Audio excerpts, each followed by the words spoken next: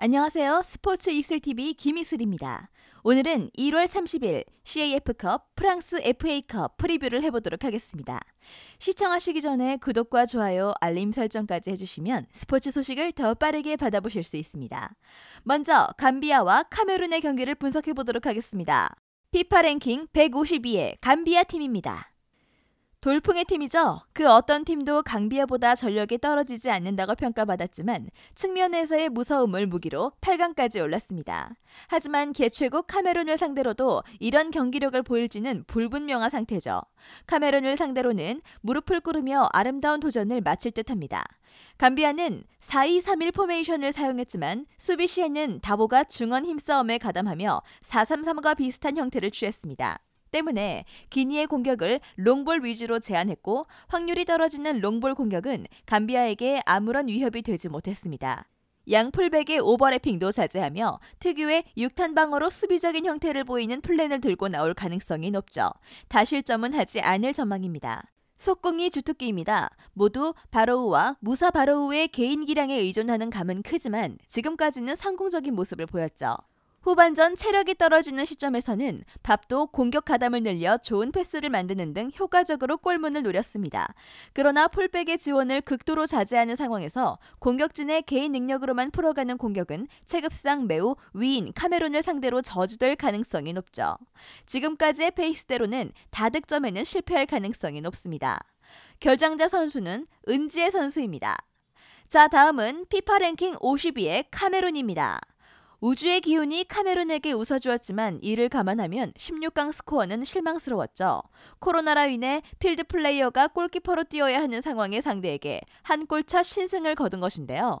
코모로의 투혼이 빛났다고 볼 수 있지만 우승을 노리는 카메룬으로서는 빨리 문제점을 수정할 필요가 있습니다. 상대를 너무 낮게 봤는지 공격적인 운영이 도구된 느낌인데요. 코모로가 맞는 악재로 수비적인 전술을 들고 나오리라는 것은 기정사실이었습니다. 그럼에도 옹클라, 앙귀사로 이루어진 3선이 압박에 제대로 대처하지 못하며 공격 방향이 측면으로 제한되어 버렸습니다. 감비아도 비슷한 전술을 사용할 것으로 예상되는 만큼 중원 힘싸움에 신경을 더 써야 할 것인데요. 그래도 아부바카르가 뒷공간 침투를 주무기로 압박으로 인해 벌어진 간격을 공략하여 득점을 만들어낸 것은 좋은 성과입니다. 압박으로 인해 집중력과 체력이 떨어진 시점에 아부바카르의 침투로 득점을 만들어낼 가능성은 충분하죠. 고전했지만 2골을 넣은 만큼 이번 경기에서도 비슷한 정도의 득점은 가능할 것입니다. 코모로의 역습을 저지하는데 애를 많이 먹었습니다. 유효 슈팅 숫자에서도 6대7로 밀렸죠. 하지만 조별리그에서 불안정한 폼을 보였던 오나나가 이번 경기에서는 안정적인 모습을 보여주었던 것이 호재였습니다. 선방뿐만 아니라 코모로의 뒷공간 침투를 빠른 판단으로 저지하는 등 폼이 완전히 올라왔음을 증명했죠. 한 골을 실점하기는 했으나 프리킥 상황에서 실점한 만큼 수비진이 오픈 플레이에서 실점할 확률은 많이 줄어들었다고 봐야 합니다. 감비아의 효과적인 역습을 저지하기만 한다면 무실점 경기도 가능합니다. 결장자 없습니다.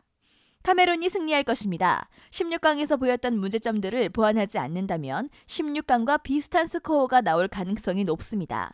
감비아가 코모로와 비슷한 기조의 운영을 하는 만큼 카메룬이 고전할 수 있죠. 다만 주득점원의 폼으로 상대를 공략할 방법이 있다는 것이 카메룬의 승리 가능성을 높입니다. 16강전의 페이스와 감비아의 날카로운 역습을 고려해보면 2.5 오버가 나올 가능성이 높습니다. 다만 카메룬이 플러스 1 핸디캡을 가지고 승리할 가능성은 적죠. 카메룬 승 2.5 오버가 주력 픽이 될 것입니다. 다음은 프랑스 FA컵 마르세유와 몽펠리에의 경기를 분석해보도록 하겠습니다. 리그 3위의 마르세유입니다. 리그에서는 여유를 찾은 상태이죠. 1위와의 차이는 제법 나고 현실적으로 챔스가 목표인 상황인데요. 4위와의 차이가 5점인데다 한 경기를 덜 치러 유리한 위치에 있습니다. 비록 이 경기는 컵 대회지만 상승세를 이어가기 위해서는 잡아야 하죠. 몽펠리에의 창이 무섭기는 하지만 마르세유의 방패로 충분히 대처 가능합니다. 승리 가능성은 높습니다. 공격적인 전술을 지향하지만 득점 생산은 인상적이지 않습니다. 3백과 4백을 혼용하는데 최근에는 3번 연속으로 4백을 사용했습니다. 그러나 측면 수비수들의 공격 기여도가 미미한데요. 페레스가 레프트백으로 나오고 있는데 본 포지션이 센터백이라 크로스면에서 장점이 있지는 않습니다. 따라서 파에 윈데르가 없으면 공격이 잘 풀리지 않죠. 특히 우측 윈데르 쪽에서 문제가 생기면 큰일입니다. 중앙 밀리크가 최근에는 폼이 좋지 않아 다득점에는 무리가 있고요. 멀티골 가능성은 떨어집니다. 수비는 매우 안정적입니다. 리그에서 최소 실점을 기록하고 있는데요. 살리바가 느리지만 좋은 BQ를 바탕으로 중심을 잡고 발레르디가 노쇠화된 곤살레스 대신 민첩성과 기동력을 더해줍니다. 왼쪽 페레스도 수비적으로는 매우 좋은 모습을 보여주는 자원인데요. 상대 2선이 무섭기는 하지만 카마라라는 수비수 출신 미드필더가 있어 최대한 억제하는 것도 가능합니다. 1실점 아래로 틀어막을 수 있죠. 결장자 선수는 디엥 선수, 게이에 선수, 데라푸엔테 선수가 결장할 것으로 보입니다. 다음은 리그 6위의 몽펠리에입니다. 챔스권으로 올라가고 싶지만 현재 승점 6점 차로 벌어졌습니다. 경쟁자 마르세유가 한 경기를 덜 치른 상황이라 승점 관리 면에서도 불리한 상황인데요. 컵 대회이기는 하지만 직전 경기에서 연패를 끄는 만큼 경쟁자의 기도 꺾을 겸 기세를 올리는 편이 필요합니다. 그러나 강력한 창이 방패에 부딪힐 가능성이 높죠. 공격력이 장점인데요. 리그 최다 득점 4위에 랭크되어 있습니다. 평균 점유율이 47%로 경기를 주도하는 것과는 거리가 멀죠. 하지만 홈이든 원정이든 공격적인 모습으로 항상 많은 득점을 뽑아냅니다. 측면의 스피드를 살리는 것이 장기인데요. 마비디디의 스피드와 몰렛의 창조성 등 이선의 파괴력을 극대화시킵니다. 홈, 원정 득점 페이스도 비슷비슷해 기복이 없다는 것도 장점인데요. 마르세유의 수비력을 감안해도 한 골 정도 득점은 가능합니다. 공격에 투자한 만큼 수비진에서 인상적인 모습은 아닙니다. 특히 원정에서 무실점 경기가 20%밖에 되지 않는데요. 역습을 나가다 끊기게 되어 재역습을 맞아 위험한 상황을 많이 노출합니다. 최근 모나코전에서도 12회나 자기 진영에서 소유권을 잃었습니다. 리그에서 가장 슈팅을 많이 내주는 팀이며 풀백이 전진성도 있어 측면 뒷공간 노출도 항상 조심해야 하는 팀이죠. 실점 가능성은 넉넉히 열어둡시다. 결장자 선수는요. 에스테베 선수, 멘데스 선수, 타마스 선수, 비톨로 선수가 결장할 것으로 보입니다. 몽펠리에의 창은 날카로우나 마르세유가 잘 막아낼 것입니다. 그러나 마르세유가 중앙에서의 득점력 부재를 가지고 있어 다득점 승리는 어렵습니다. 따라서 -1 핸디캡을 적용하면 무승부가 될 가능성이 높습니다.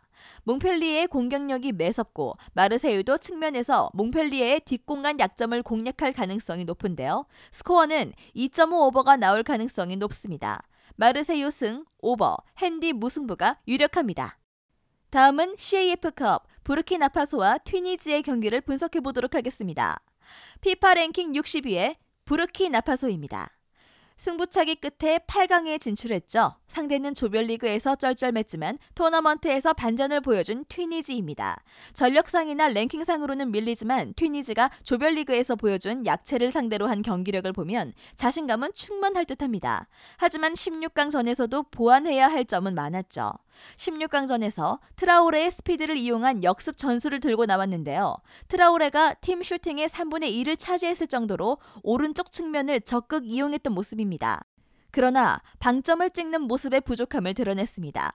상대 골키퍼의 훌륭한 활약도 있었지만 페널티킥이라는 좋은 찬스도 날려버린 것은 매우 아쉬웠던 대목이었죠. 상대팀에서 한 명의 퇴장자가 나왔음에도 불구하고 경기를 확실히 마무리 짓는 능력은 개선이 필요한 부분입니다.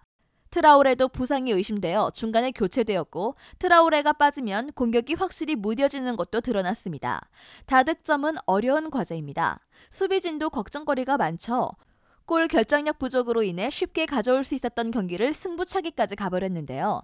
토너먼트에서 체력적인 부분은 반드시 짚고 넘어가야 할 상황입니다. 게다가 가봉이 한 명이 퇴장당해 수적 열세로 인한 수세적 전술로 전환했다는 것도 부르키나파소의 수비진을 높게 평가하기 어려운 이유입니다. 게다가 오바메양, 르미나 등 에이스가 빠진 상태로 상대를 맞이했다는 건 역시 변수인데요. 탑소바를 중심으로 한 수비진은 단단하다는 평가를 받지만 체력적으로 불리한 상황에서 전력상 앞서는 튀니지를 상대해야 합니다. 실점 가능성은 열어두는 게 좋을 것 같습니다. 결장자 없습니다.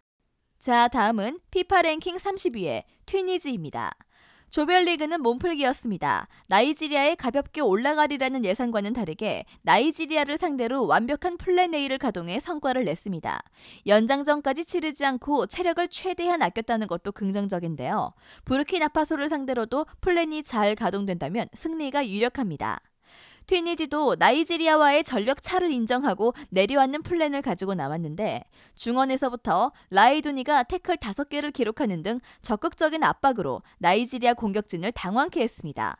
스피드는 출중하지만 탈압박 능력은 이에 미치지 못하는 나이지리아 공격진을 완벽히 노린 모습이었죠. 측면에서는 추쿠에제의 스피드에 고전하는 모습도 있었지만 중앙을 확실히 틀어막아 수비적으로 굉장히 좋은 모습을 보였습니다. 플랜이 제대로 가동된다면 무실점은 무난할 듯합니다. 공격진에서도 변화가 있었습니다. 카즈리, 카위를 모두 제외하고 음사크니를 선발로 투입한 것인데요. A매치 경험이 가장 많은 베테랑의 품격을 보여주기를 바랐습니다. 그리고 이 계획이 그대로 적중했죠. 하지만 튀니지도 공격진에서 유효 슈팅이 2개밖에 없을 정도로 공격 작업에서 애를 먹는 모습은 고치지 못했습니다. 다득점 경기는 어렵습니다. 결장자 없고요. 튀니지가 근소하게 승리할 것입니다. 두 팀 모두 득점과는 별 인연이 없는 팀인데요. 저득점 양상은 유력합니다. 하지만 두 팀의 체급을 비교해봤을 때 튀니지가 앞서는 것이 사실이고 부르키나파소의 핵심 트라오레가 부상이 의심되는 증상을 보인 것도 튀니지가 앞서는 요소이죠. 하지만 튀니지가 플러스 1 핸디캡을 가지고도 승리할 것 같지는 않으며 2.5 언더가 나올 것은 거의 확실합니다. 튀니지 승 2.5 언더가 가장 안전한 선택지가 되겠습니다. 마지막으로 호주 A리그 시드니 FC와 센트럴 코스트의 경기를 분석해 보도록 하겠습니다. 먼저 리그 6위의 시드니 FC입니다. 페이스가 가라앉은 상태인데요. 이제는 슬슬 대륙 대항전 진출도 위험해졌습니다. 당장 상대하는 7위 센트럴 코스트와 승점이 1점 차에 불과한데 게다가 센트럴 코스트보다 3경기를 더 치렀습니다. 일단 여기서 제압을 해놓고 센트럴 코스트가 미끄러지는 것을 바라는 수밖에 없죠. 홈에서는 굉장히 공격적인데요. 5경기 중 4경기에서 득점에 성공한 데 비해 무실점 경기는 하나도 없었습니다. 리그 성적은 페이스가 좋지 않지만 그 와중에도 꾸준히 득점을 뽑아주고 있는 것을 보면 득점력은 나무랄 여지가 없습니다. 그러나 난사 기질이 심해 정확도가 떨어져 득점력에 기복이 있다는 것도 사실인데요. 감소봐도 최근 3경기 골이 없어 폰드레가 많은 짐을 책임져야 합니다. 1득점은 무난하나 2득점 이상 멀티골은 바라지 않는 것이 좋겠습니다. 수비는 급격하게 집중력을 잃습니다. 홈 7실점 중 5실점이 후반전에 실점한 골인데요. 슈팅 자체를 주지 않으려고 파울과 태클도 서슴지 않는 적극적 수비를 지향합니다. 이 때문에 급격한 체력 저하가 후반 수비 집중력 상실로 다가온 듯한데요. 다행히 전반전에 득점하는 빈도가 많아 패배로 이어지는 경우는 그리 많지 않았지만 승점을 까먹은 경기는 제법 있습니다. 실점 가능성은 넉넉히 열어두는 게 좋겠습니다. 결장자 없습니다. 자, 다음은 리그 7위의 센트럴 코스트입니다. 퐁당퐁당이 심한데요. 한번 연승을 하면 오래 지속되어야 하는데 결국 멜버른 시티에거 1대3으로 패하며 길게 연승을 잇지는 못했습니다. 다만 이 경기를 잡으면 바로 6위로 대륙 대항전 진출 가능성 순위로 올라갈 수 있게 되죠. 경기도 덜 치른 터라 일정상 유리한 상태인데요. 승리 가능성도 제법 있습니다.